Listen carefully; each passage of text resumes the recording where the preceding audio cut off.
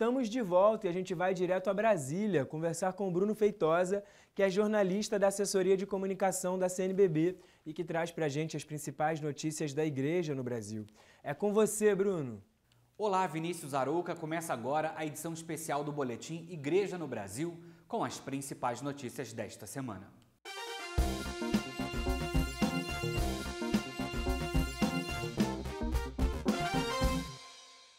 O Conselho Gestor do Fundo Nacional de Solidariedade aprovou 70 projetos que vão ser contemplados com os recursos da Coleta Nacional da Solidariedade da campanha da Fraternidade 2023, que teve como tema Fraternidade e Fome. No total, serão destinados quase R$ 2.177.000. Dos projetos selecionados, 48 deles atuam no eixo da insegurança alimentar e vulnerabilidade social. 15 trabalham com a geração de emprego e renda, incluindo a formação profissional, e 7 voltados à formação para ação sociotransformadora.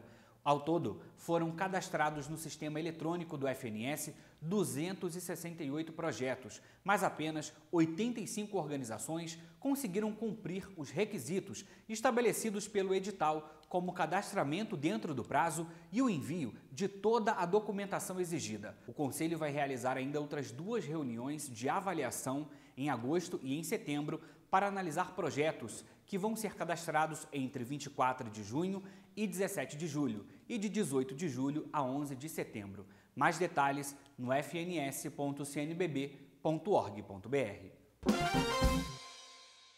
Estão abertas as inscrições para a 2ª Conferência Nacional do Caris Brasil, Serviço Internacional da Renovação Carismática Católica. O evento vai reunir todas as expressões católicas carismáticas do Brasil, de 28 a 30 de julho, na sede da comunidade Canção Nova, em Cachoeira Paulista, em São Paulo.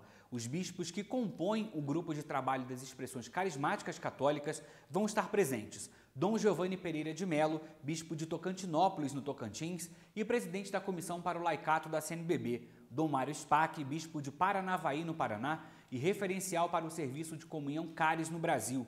Dom José Aparecido Gonçalves Almeida, bispo auxiliar de Brasília e referencial para a renovação carismática católica do Brasil, e Dom Roberto Ferreira Paz, bispo de Campos dos Goytacazes, no Rio de Janeiro, e membro da Comissão para o Laicato. As inscrições podem ser feitas no site carisbrasil.maradentro.com.br.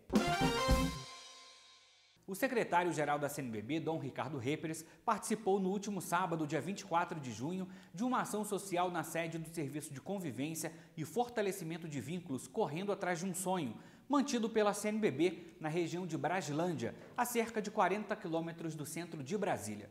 Dom Ricardo presidiu a missa que deu início às atividades que faziam parte do aniversário de 61 anos da região.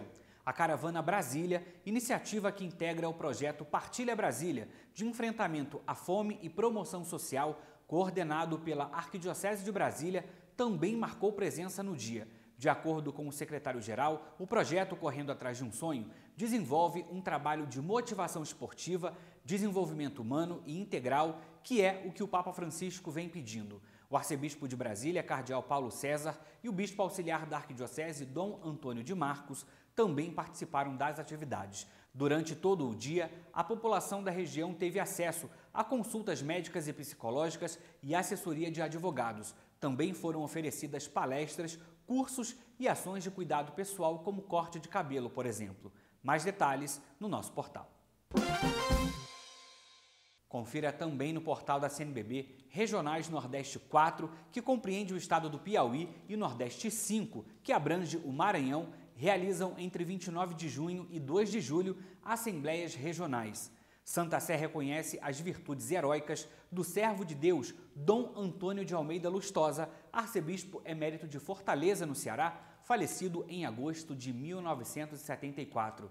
Comissão para a Juventude oferece subsídio para vivenciar a Jornada Mundial da Juventude 2023, mesmo à distância. O Boletim Igreja no Brasil fica por aqui. Acompanhe as novidades da CNBB acessando o nosso portal cnbb.org.br ou pelas nossas redes sociais no @CNBB Nacional. E claro, não deixe de se inscrever em nosso canal do YouTube, ative o sininho para receber a notificação de novas publicações, além de curtir e compartilhar o conteúdo. Até a próxima!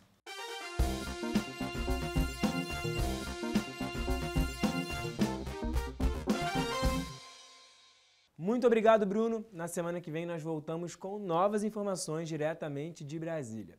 E agora você confere um novo episódio do quadro Conhecendo a Fé Católica, que é apresentado pelo padre Marcos Vinícius, professor do Departamento de Teologia da PUC-Rio. O tema de hoje, São Pedro e São Paulo, os pilares da Igreja Católica.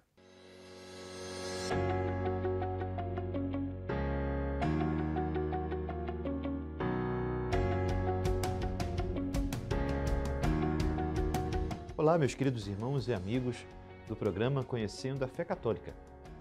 Final de junho, não há como nós deixarmos de homenagear a São Pedro e São Paulo, baluartes de nossa fé católica, grandes colunas da Santa Igreja. Evidentemente que celebrar a Pedro e Paulo nos leva a rezar, ao mesmo tempo a reiterar a nossa adesão afetiva e efetiva com o querido Papa Francisco, o Romano Pontífice. Também, unidos ao seu magistério, às suas intenções, pedindo por sua saúde, para que continue esta linda e nobre missão de levar a Igreja sempre avante à vontade de Deus, na obra salvífica de Cristo, ganhando, através do testemunho, da vida de santidade, da oração e da unidade, muitas almas para Deus. Meus irmãos, São Pedro e São Paulo nos falam excessivamente sobre a fé. Encontramos em Pedro a grande profissão de fé, quando Cristo, então, em Cafarnaum, pergunta: quem dizem que sou? E Pedro, inspirado pelo Espírito Santo, o que o próprio Senhor reconheceu e disse a ele, assim proclamou: Tu és o Cristo, o Filho do Deus vivo. Nas cartas paulinas encontramos inúmeras citações e inúmeras exortações de São Paulo a fim de mantermos-nos firmes na fé, perseverantes nessa adesão amorosa a esse Deus vivo, a este Deus que se revela em nosso Senhor Jesus Cristo para, combatendo os males e os pecados, assim um dia ganharmos a coroa da vitória, que é a coroa da fidelidade que se chama o céu, o lugar dos santos, dos bem-aventurados, o lugar de todos os filhos que, eleitos por Deus, poderão gozar face a face da plenitude de seu amor. Pedro e Paulo nos falam à sua maneira, segundo o próprio testemunho de sua vida e as mais diferentes circunstâncias que passaram, segundo as suas quedas e erguimentos, mas ao mesmo tempo como grandes anunciadores da misericórdia de Cristo ressuscitado. Se complementam.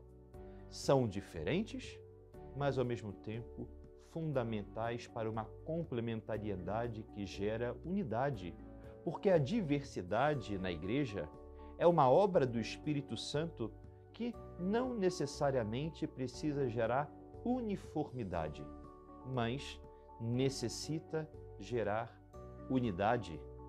Desta forma, meus queridos irmãos, que nós podemos ler nos escritos de São Pedro, também no Evangelho de São Marcos, como nos diz os exegetas, que foi a narrativa de São Pedro para que Marcos pudesse então colocar a comunidade dos gentios, aqueles fatos e aqueles feitos de Jesus Cristo que corroboraram e ajudaram a conversão de muitos homens e mulheres, e até hoje é para todos nós não somente palavra de Deus, mas é encontro com o próprio Deus.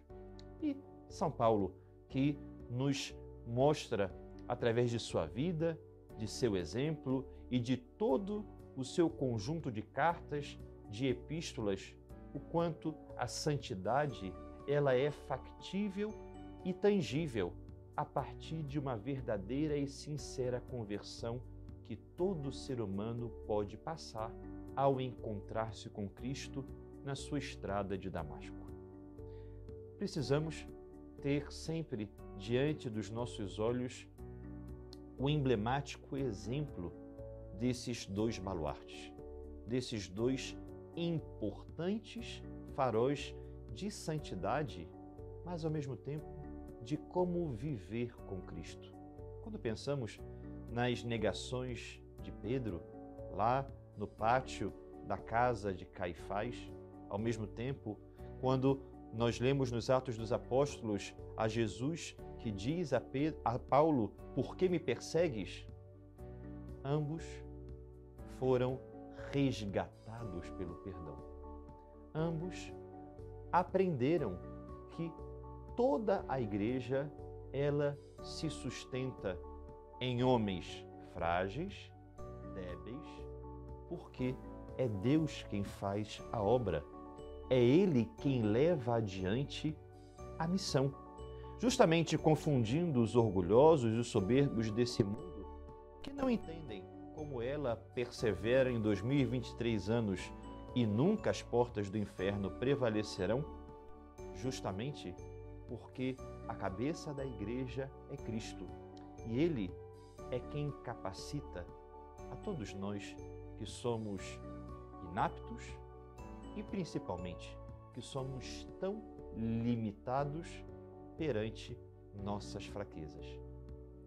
A Pedro, ele concedeu as chaves, o tesouro. A Pedro, ele deu sobretudo a oportunidade de ligar e desligar. A Paulo, ele concedeu o coração dos homens para que todo o evangelho chegasse às criaturas e o amor fosse então compreendido universalmente. Rezemos com a figura de São Pedro e de São Paulo e tenhamos um santo orgulho de sermos católicos, apostólicos, romanos. Deus os abençoe.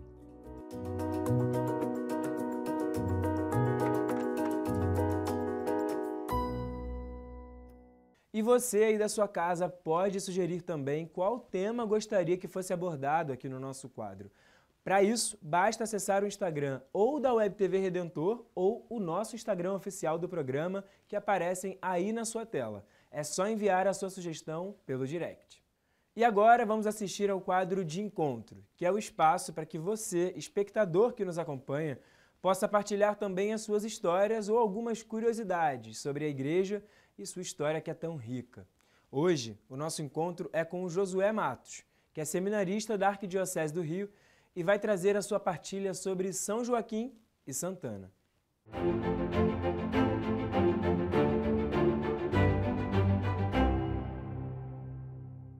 Olá, meus caros, eu sou o seminarista Josué da Arquidiocese de São Sebastião do Rio de Janeiro.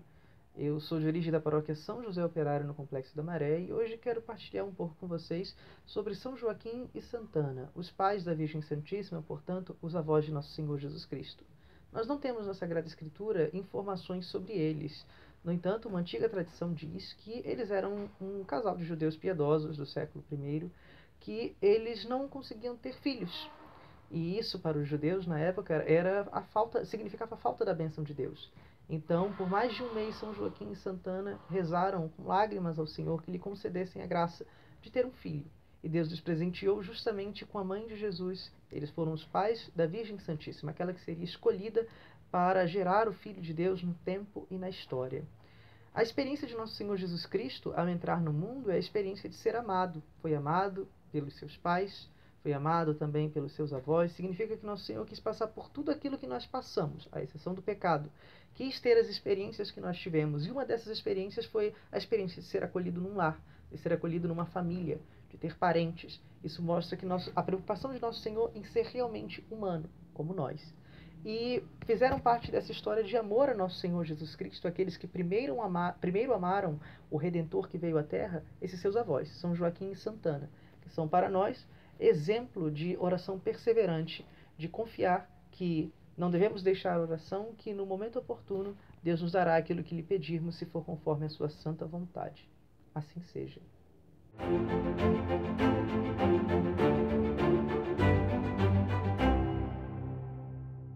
Bom, e desde a semana passada, no lugar do quadro Geral na Rede, nós estreamos a exibição do especial ArquiRio Vocação, Graça e Missão, dedicado ao ano vocacional. Vamos conferir o segundo episódio de hoje com o padre Jadilson Ferreira, que é natural do estado de Alagoas, no interior do estado. Hoje, vigário paroquial da Paróquia Divino Espírito Santo, aqui no Rio. Vamos conferir.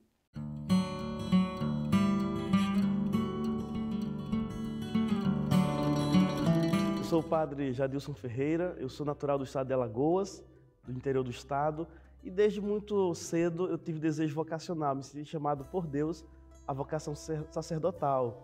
Desde 7 anos de idade já tinha, esse desejo de seguir a vida vocacional. Agora ingressei no seminário apenas com 20 anos, onde em Alagoas pude fazer o meu primeiro ano de seminário propedêutico e a filosofia. Depois vim ao Rio de Janeiro, deixando lá a minha família, meus amigos, o meu convívio para vir a um lugar até aquele momento para mim desconhecido. Mas aqui viver também a minha vocação. Fui do Instituto Franciscano, pude viver e aprender com São Francisco a simplicidade da vida, da fé e das coisas de Deus. E depois concluí os meus estudos, minha formação aqui na Arquidiocese do Rio de Janeiro, onde eu sou padre encardinado nesta diocese. Fui ordenado em 2018, na festa da Imaculada Conceição de Maria, dia 8 de dezembro, e tenho 4 anos de sacerdócio, 37 anos de idade.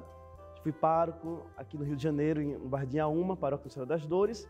Hoje sou vigário paroquial na paróquia Divino Espírito Santo, no bairro do Maracanã, realizado com minha vocação, feliz, porque quando nós correspondemos com o chamado de Deus, isso traz alegria e encantamento ao nosso coração. Falar de vocação, falar que nós somos chamados a corresponder com a vontade de Deus, isso é muito louvável para os nossos dias. Não só quando falamos da vocação sacerdotal, mas da vocação primária do ser humano, a vida, e a vida com Deus, pelo batismo como cristãos, nós pertencemos a Deus. Então, o apelo vocacional tem que ser, nesses tempos, algo muito urgente e necessário. E a nós, sacerdotes, ser uma luz para este mundo, transmitir, comunicar Jesus Cristo a tantos corações que precisam, desta presença de Deus, operando de modo eficaz na vida de cada um, em um mundo, como eu dizia, muitas vezes descrente, uma sociedade que tem se voltado contra Deus, não só as costas, mas na forma de pensar, de se comportar, de viver, muitas vezes incoerentes com aquilo que é a vocação humana, que é estar com Deus. Assim a igreja nos ensina, a fé cristã nos ensina, viemos de Deus e para Ele nós devemos retornar, mas neste mundo nós precisamos viver de tal modo que a nossa volta para Ele seja uma volta segura, ter a certeza que, passado por este mundo, estaremos eternamente com Ele.